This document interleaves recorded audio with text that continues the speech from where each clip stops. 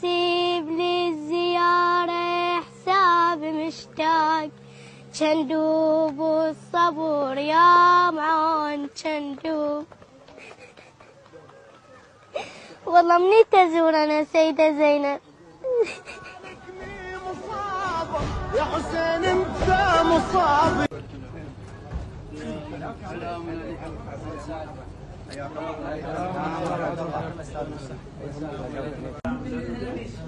حبيبتي شلونك عمو؟ صحتك احوالك سلام وسلام. اقعد هنا كل الهلا يا شباب.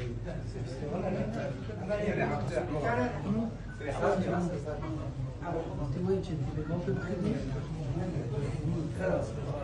كل الهلا. عندكم موقف على الشارع؟ اي. وكنت تخدمين بيه؟ وش كنت تتمنين؟ من كل قلبك؟ شوفي خلي اقول لك فد شيء عمو.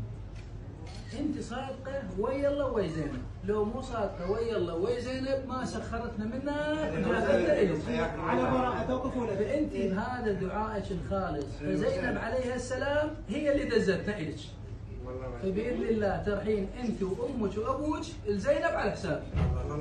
اعطونا جوازاتكم، واذا ما عندكم نسوي لكم جوازات وتطلعون زينب ان شاء الله تعالى. ايش خير الدليل عمو؟